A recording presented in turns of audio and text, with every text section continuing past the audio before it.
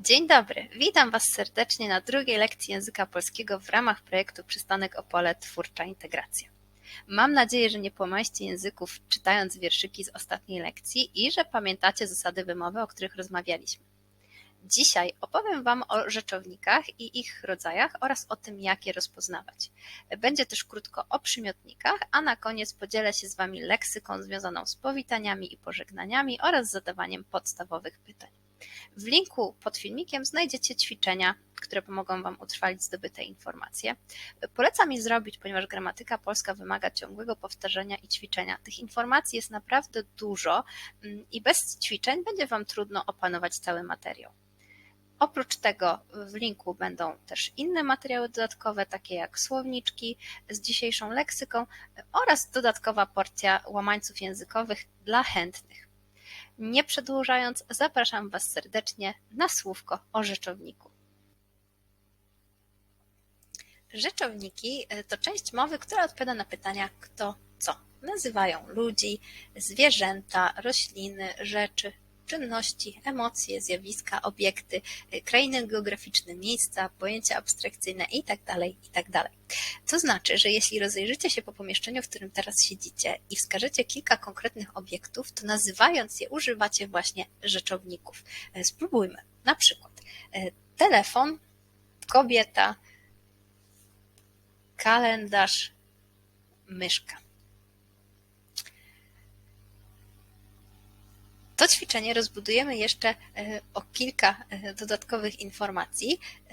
Polecam je wykonywać codziennie, ponieważ ono jest bardzo pomocne w utrwaniu gramatyki, ale też budowaniu leksyki. Ponieważ jeśli nie znacie jakiegoś słowa i nie jesteście w stanie nazwać wybranego obiektu, to musicie zerknąć do słownika, a w ten sposób poznajecie nowe słowa. Rzeczowniki są odmienne, to znaczy, że zmieniają formę w zależności od kontekstu. Odmieniają się przez przypadki, o czym będziemy rozmawiać na kolejnej lekcji, a nawet kilku. Mają też liczby, pojedynczą i mnogą, i o nich też będzie osobna lekcja. Dzisiaj natomiast poznacie rodzaje i to, jak je określać, ale zanim do tego przejdziemy, wytłumaczę, kiedy używamy pytania kto, a kiedy pytania co. Kto to jest, co to jest? Najprościej. Gramatycznie pytanie kto zarezerwowane jest dla ludzi, czyli dla rzeczowników, które określają osoby. Kto to jest? To jest kobieta, to jest mężczyzna, to jest chłopiec, to jest nauczyciel. Pytanie co odnosi się do całej reszty, czyli do zwierząt, roślin, rzeczy itd. Czyli co to jest? To jest kot, to jest dom, to jest samochód, to jest banan, to jest drzewo. Potocznie możemy czasem użyć też pytania kto do zwierząt, szczególnie tych, które są nam bliskie. Polacy bardzo często to robią, wychodzi im to wręcz naturalnie. Potocznie nie jest to błąd, gramatycznie już tak, więc pamiętajcie o tym. Zasada mówi jedno, na co dzień używamy tego słówka troszeczkę inaczej, czyli możemy zapytać kto to jest? To jest mój kot na przykład. Pytanie kto to jest, co to jest, dodajcie do naszego ćwiczenia, czyli co to jest? To jest telefon. Kto to jest? To jest kobieta. Rzeczowniki mają kilka typów, ale ja nie będę omawiać wszystkich. Te, które nas interesują, to rzeczowniki żywotne i nieżywotne. Ta kategoria jest potrzebna, żeby prawidłowo odmienić rzeczowniki przez przypadki na przykład. Ja do tego jeszcze będę wracać przy okazji właśnie odmiany, natomiast dzisiaj spróbujcie zapamiętać, że są żywotne, czyli te, które nazywają to, co z punktu widzenia gramatyki żyje. Z punktu widzenia gramatyki to ważne. To są ludzie i zwierzęta. Kobieta, kot, dziecko, mężczyzna, papuga. Cała reszta to rzeczowniki nieżywotne. Książka, dom, drzewo, chmura, banan. Ogólnie gramatyka dopuszcza wiele wyjątków w tej kategorii, ale znów będziemy o nich mówić przy okazji, żeby nie zasypać Was zbyt dużą ilością informacji. Dzisiaj zapamiętujemy żywotne, nieżywotne i te informacje dodajemy do naszego ćwiczenia. Czyli co to jest? To jest telefon. Telefon jest nieżywotny. Kto to jest? To jest kobieta. Kobieta to rzeczownik żywotny. I rodzaje rzeczowników. W liczbie pojedynczej mamy 3 rodzaje i te 3 rodzaje dzisiaj musicie zapamiętać. Męski, który pomocniczo określamy zaimkiem ten chłopiec, ten pies, ten dom, żeński pomocniczo określany zaimkiem ta siostra, ta zebra, ta książka, nijaki z pomocniczym zaimkiem to dziecko, to jajko, to serce. Ogólnie o tym, jaki rodzaj ma rzeczownik, decyduje jego końcówka, to znaczy ostatnia litera, która stoi w słowie. Patrzymy na nią, określamy, jaka to litera i na podstawie tych informacji, które za chwilę poznacie, będziecie mogli powiedzieć, jaki to jest rodzaj. Choć nie zawsze, bo oczywiście w języku polskim jest sporo wyjątków, a czasami o rodzaju decyduje znaczenie danego słowa, czyli musimy poznać znaczenie, żeby wiedzieć, jaki to rodzaj. Ale ta zasada sprawdza się tylko w przypadku rzeczowników określających ludzi. Uwaga, ludzi. Za chwilę zobaczycie to na przykładach. I rodzaj męski. W skrócie, tak jak widzicie w nawiasie, R.M. Jest to zapis prawidłowy, warto zapamiętać. Rodzaj męski ma dwie możliwe końcówki. Ta podstawowa to jest tak zwana końcówka zerowa. Ona ma symbol takiego przykreślonego o lub zero, jak to woli, i najprościej mówiąc jest to spółgłoska, czyli na końcu słowa jako ostatnia litera stoi spółgłoska, dowolna. Sok, banan, rower. Tą wyjątkową końcówką w przypadku rodzaju męskiego, gdzie to znaczenie decyduje o rodzaju, jest literka A. Ona zwykle występuje w rodzaju żeńskim, ale tutaj te słowa nazywają ludzi rodzaju męskiego, osoby, zawody itd. Na przykład tata, mężczyzna, kolega, kierowca, twórca i cała grupa słów określających właśnie osoby rodzaju męskiego zakończonych na sta. Artysta, turysta, masażysta, programista, dentysta. Ta lista jest nieskończona, dlatego tutaj polecam odwołać się do słownika, jeśli widzicie słowo pierwszy raz, bo litera A nie zawsze oznacza rodzaj żeński. Rodzaj żeński, w nawiasie znów skrótowy zapis i trzy możliwe końcówki, w tym dwie wyjątkowe. Litera A to jest końcówka podstawowa, kobieta, mapa, kura.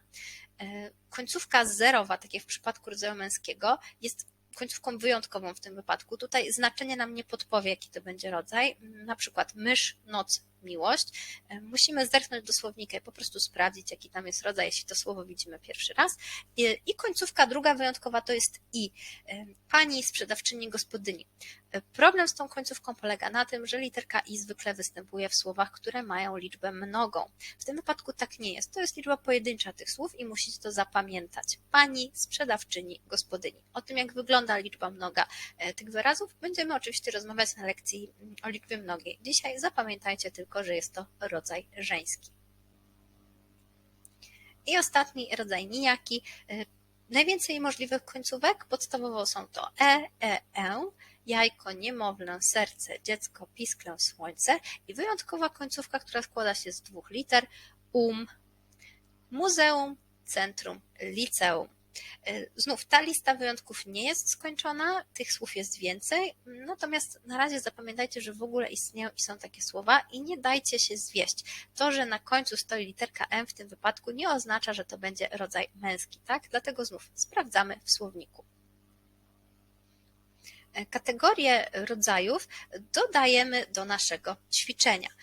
To znaczy, robimy tak, co to jest? To jest telefon, rzeczownik nieżywotny, to jest ten telefon, rodzaj męski. Kto to jest? To jest kobieta, rzeczownik żywotny, rodzaju żeńskiego. I tak dalej, i tak dalej. Możecie za każdym razem wybierać nowe obiekty albo dodawać informacje do tych, które wybraliście wcześniej, ale jak widzicie, ćwiczenie robi się coraz bardziej treściwe i naprawdę pomaga utrwalić informacje. I troszeczkę o przymiotnikach. Przymiotniki to też jest odmienna część mowy, ale one odmieniają się zgodnie z tym, jak odmienia się rzeczownik. To znaczy, że one zawsze mają taką formę, jaką ma rzeczownik, który one opisują. One nam dają dodatkowe informacje o rzeczownikach. Mówią nam o wielkości, o kolorze, o jakości. Na przykład ładny, brzydki, dobry, zły, wysoki, niski, czarny, biały. To wszystko to są przymiotniki. Ponieważ one dostosowują się do rzeczownika, to tak jak rzeczownik, który opisują, będą miały jakiś konkretny rodzaj. One mogą występować w 3 rodzajach w tym wypadku, w liczbie pojedynczej oczywiście. I te rodzaje będą miały różne końcówki. Mamy pytanie jaki dla rodzaju męskiego i możliwa końcówka Y lub I. Końcówka Y to jest ta podstawowa, dobry, zły, natomiast końcówka I to jest końcówka miękka, która będzie się pojawiała po konkretnych dźwiękach, w tym wypadku K, G. Wysoki, długi. Tutaj mięciutko, nie wysoki, nie długi, tylko miękko. Wysoki, długi. W ogóle w języku polskim średnio po K lub G nie stawiamy Y i nie stawiamy też samego E. Zaraz zobaczycie to na przykładzie rodzaju nijakiego. W przypadku rodzaju żeńskiego mamy pytanie jaka. Końcówka jest tutaj jedna możliwa, jest to litera A. Dobra, zła, wysoka, długa. I rodzaj nijaki, dwie możliwe końcówki analogicznie do rodzaju męskiego. Końcówka E, ta podstawowa i końcówka IE w przypadku, kiedy mamy dźwięki K lub G. Dobre, złe, wysokie, długie. I znów, jeśli ja zapomnę o literce I, to ta końcówka brzmi zupełnie inaczej. To wtedy będzie wysokie, długie. To jest błąd. Zwróćcie uwagę na prawidłowy zapis i pamiętajcie o tej literce I. To ona stanowi tutaj miękkość. Bez niej litera E tej miękkości nie daje i zapis słowa będzie błędny. I po raz ostatni dzisiaj rozbudowujemy nasze ćwiczenie, dodajemy do niego przymiotniki. To jest już dla osób, które troszeczkę mają bardziej rozbudowaną leksykę, bo te przymiotniki musimy jednak znać, żeby ich użyć.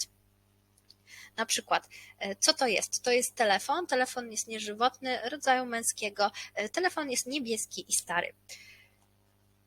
Dodajcie przymiotniki do tych obiektów, które wybraliście wcześniej, rozbudujcie to ćwiczenie, no i mówię, powtarzajcie je codziennie, na pewno będziecie zadowoleni z efektów. Jest to ćwiczenie, które nie wymaga wiele czasu, ani kartki, ani długopisu i tak naprawdę możecie je wykonywać wszędzie. Oprócz tego do tej części gramatycznej będziecie mieli ćwiczenia w linku pod filmikiem, tak jak mówiłam we wstępie. Będą tam też odpowiedzi, ale zanim do nich zerkniecie, spróbujcie zrobić ćwiczenia sami. Gdyby jednak odpowiedzi Wam nie wystarczyły, to znaczy nadal nie będziecie rozumieli, dlaczego w danym zadaniu zrobiliście błąd, to oczywiście piszcie w komentarzach, będę Wam pomagać. Na koniec podsumowując dzisiejszą gramatykę, ostatnie przykłady. Co to jest? To jest dom. Ten dom jest jaki? Ładny. To jest kobieta, ta kobieta jest jaka? Wesoła. I to jest drzewo. To drzewo jest jakie? Wysokie. W języku polskim bardzo często pomocne jest zadanie prawidłowego pytania. Widzicie je w nawiasach. Jeśli zadacie prawidłowe pytanie w prawidłowym rodzaju i z prawidłową końcówką, to łatwiej będzie Wam dać prawidłowe końcówki, na przykład przymiotnikom w tym wypadku, tak? Zwróćcie uwagę na pytanie jaka. Jaka? Tam jest końcówka A, więc przymiotnik też musi mieć końcówkę żeńską, tak? Wesoła. Nie mogę powiedzieć, ta kobieta jest wesoły, tak? To będzie błąd. Z gramatyki to na dzisiaj wszystko. Następny slajd to już leksyka. Leksyka bardzo podstawowa. Więcej jej znajdziecie w słowniczkach pod linkiem do filmiku. Tam będzie rozbudowany słownik. Natomiast ja wybrałam kilka przykładów i niektóre takie, które należy omówić, bo mogą być problematyczne. Dzień dobry. Dobry wieczór. Pytanie, kiedy zaczyna się wieczór w języku polskim? Ja najprościej traktuję to tak. Wieczór jest wtedy, kiedy już słońce zaszło. Tak, zrobiło się już ciemnawo, możemy wtedy zamiast dzień dobry mówić dobry wieczór, ale tak naprawdę dzień dobry możecie mówić całą dobę i tutaj pora nie ma znaczenia. Dobranoc, cześć. Cześć, które może być i przywitaniem, i powitaniem. Na razie, do widzenia, do zobaczenia, do jutra. I kontrowersyjne witam, ponieważ tutaj językoznawcy spierają się, czy należy go używać i w jakich sytuacjach go używać. Na pewno witam używamy, kiedy na przykład ja witam Was na swoich lekcjach, kiedy witacie kogoś na swojej stronie lub na blogu, witacie gości w swoim domu albo pracowników na spotkaniu i tak dalej, i tak dalej. Najprościej mówiąc, jesteście gospodarzem. Przy poznawaniu kogoś możemy użyć takich fraz jak miło mi, jeśli chcecie wyrazić to samo uczucie, to wzajemnie, nawzajem, tak, czyli tobie też. Też życzymy ktoś nam życzy dobrego dnia, a my mu odpowiadamy nawzajem albo wzajemnie. Oba te słowa znaczą to samo, możecie ich używać wymiennie. Mnie również i grzecznościowe. Przepraszam, dziękuję, proszę. Proszę, które też może pełnić dwie funkcje w języku polskim. Jedna to jest oczywiście wyrażenie prośby, a druga to jest, kiedy komuś coś przekazujemy, dajemy, spełniamy jego prośbę. No i podstawowe odpowiedzi tak lub nie, to na poziomie zerowym języka polskiego trzeba obowiązkowo znać. Tak, nie. I pytanie, które w języku polskim funkcjonuje trochę jako grzecznościowe, ponieważ zwykle jeśli je zadajemy, to tak naprawdę nie chcemy wiedzieć, co u tej osoby słychać i odpowiedź też jest bardzo grzecznościowa, ale warto je znać, gdyby Polak do Was podszedł i zapytał Was o to, co słychać, co u Ciebie i jak się masz. Możemy odpowiedzieć naprawdę w różny sposób.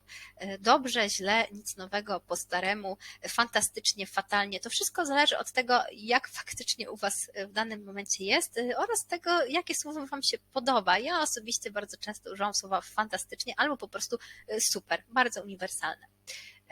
Jak masz na imię? Pytanie, które na pewno niejednokrotnie usłyszycie. Mam na imię Adam lub odpowiedź może też brzmieć jestem Adam. W tym wypadku odpowiadacie informując tylko o swoim imieniu. Jeśli rozmówca chciałby poznać wasze też nazwisko, to powinien zapytać, jak się nazywasz. I wtedy odpowiadamy, nazywam się Adam Nowak, imię i nazwisko podajemy, albo jestem Adam Nowak. Są to takie szczegóły językowe, o których nawet Polacy często nie zdają sobie sprawy, natomiast tak jest poprawnie. Skąd jesteś? Jestem z Polski, Anglii, Niemiec, Ukrainy i tutaj możliwości będzie wiele. O tym, jak ta forma kraju powinna wyglądać, jeszcze się dowiecie później. Natomiast na pewno ta podstawowa część odpowiedzi będzie wyglądała w ten sposób. Będzie to jestem z, skąd. I pytanie, gdzie mieszkasz? Mieszkam w Opolu, w Warszawie, w Krakowie lub, uwaga, we Wrocławiu. Tak, tutaj zmieniło nam się słówko. I znów możliwości może być dużo więcej, to są tylko przykłady.